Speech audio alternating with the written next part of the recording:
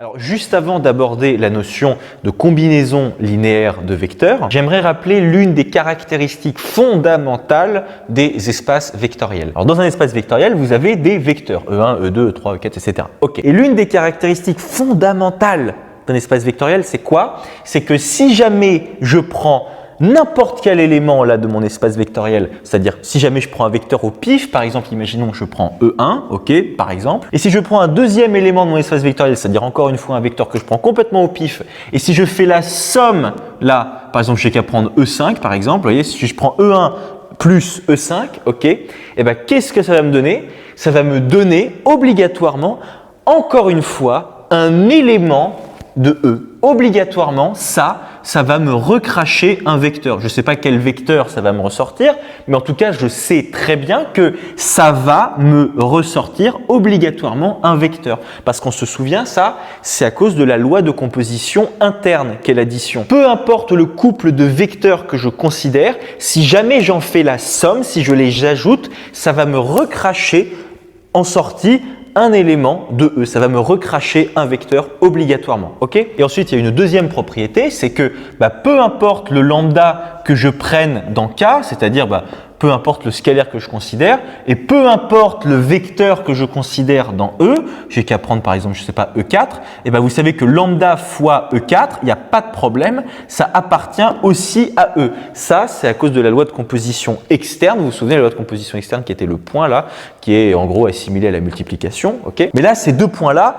ils sont fondamentaux dans la définition des espaces vectoriels. Donc ça veut dire que, imaginez que je prenne une famille F de vecteurs de E. Donc j'ai qu'à prendre une famille de P vecteurs de E comme ici. Et imaginez maintenant que je décide de considérer lambda fois 1, donc lambda bien sûr c'est un scalaire, plus je sais pas moi mais mu fois E2, plus quelque chose fois E3, etc. etc.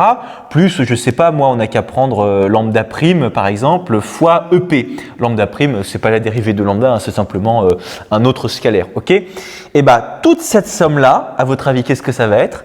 Obligatoirement, grâce à ce point-là et à ce point-là, toute cette somme-là, ça va aussi être un vecteur de E. Il n'y a pas de problème parce que là, tout ce que vous avez, lambda, mu, etc., le coefficient que vous allez avoir devant E3, etc., jusqu'à lambda prime, tout ça, ce sont simplement des scalaires. Et on se souvient que lorsqu'on multiplie un scalaire par un vecteur, on reste dans E, il n'y a pas de problème. Donc ça appartient à E, ça appartient à E, etc. Ça aussi, ça appartient à E.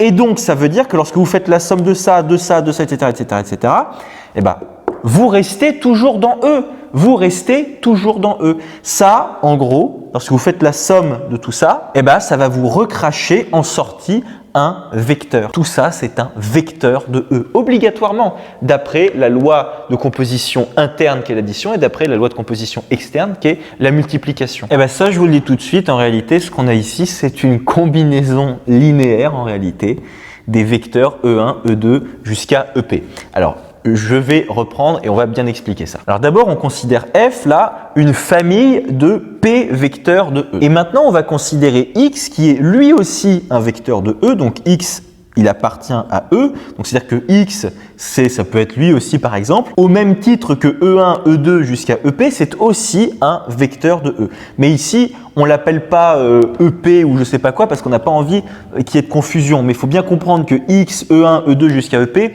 ils ont entre guillemets le même statut. Enfin, ils sont de même nature, vous voyez ce que je veux dire? Puisque ce sont chacun des éléments de E. Il n'y a pas de problème là-dessus. Vous allez comprendre pourquoi est-ce qu'on donne un nom différent à X. C'est parce que en réalité, X, on va le définir entre guillemets par rapport à E1, E2 jusqu'à EP. X, on va le définir de cette façon-là. On va dire que c'est lambda 1, donc un certain scalaire, fois E1, donc le vecteur qui est ici, plus lambda 2, c'est-à-dire un autre scalaire, fois E2, plus etc., plus lambda P fois EP. Lambda P, là, en fait, tous les lambda I, en réalité, ici, ce sont des scalaires, il n'y a pas de problème, et E1, E2 jusqu'à EP, ce sont les vecteurs qui appartiennent à F, ok? Et c'est pour ça que juste avant, je vous ai dit que là, toute la somme qui est ici, ça va bien vous recracher un vecteur. C'était très important de bien comprendre ça, que tout ça là c'est un vecteur.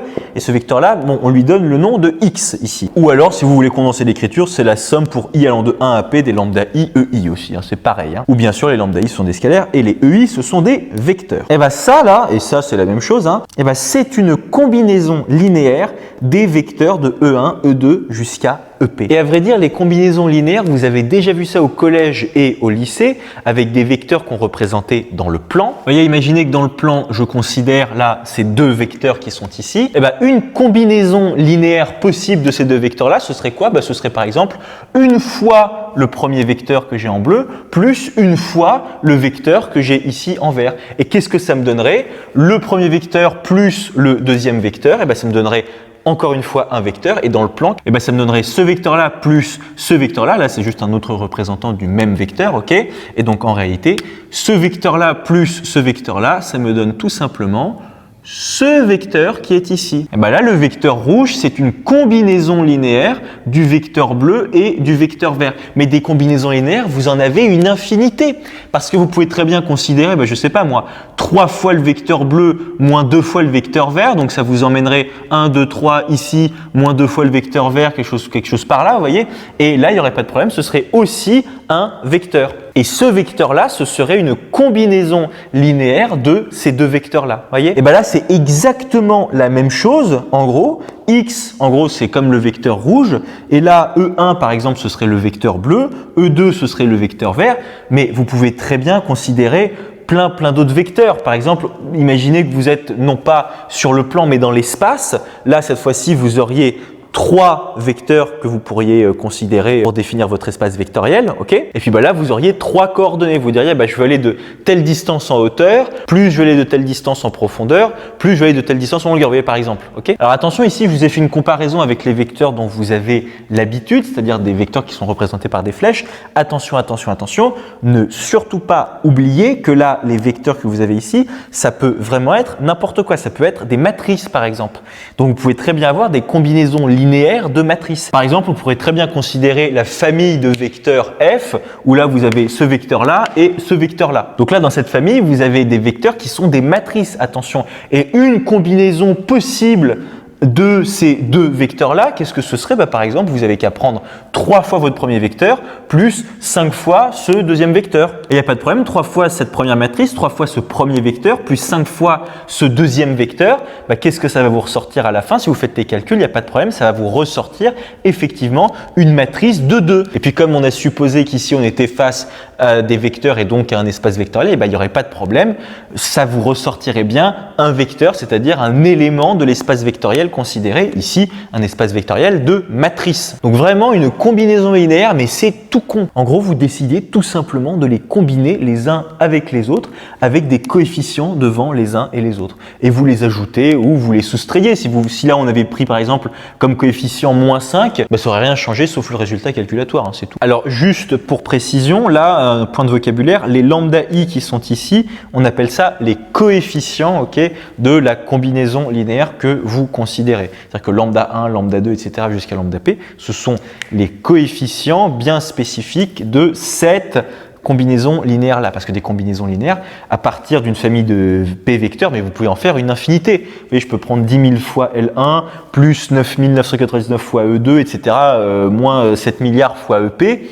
Par exemple, ce serait une combinaison linéaire des éléments de f, de la famille f, qui est une famille de vecteurs. Voilà, c'est tout simplement ça, une combinaison linéaire d'une famille de vecteurs. Voilà. Alors, une petite remarque au passage, c'est que le vecteur nul, donc l'élément neutre de E, ok, et ben lui, il n'y a pas de problème, c'est bien une combinaison linéaire de n'importe quelle famille de vecteurs. Pourquoi? Parce que peu importe les vecteurs que vous considérez, eh bien, vous avez qu'à prendre 0 fois le premier vecteur, plus 0 fois le deuxième vecteur, plus etc., plus 0 fois le dernier vecteur, ça va bien vous ressortir le vecteur nul à la fin, il n'y a pas de problème. Le vecteur nul, c'est toujours égal à une combinaison linéaire de n'importe quelle famille de vecteurs de E. Voilà.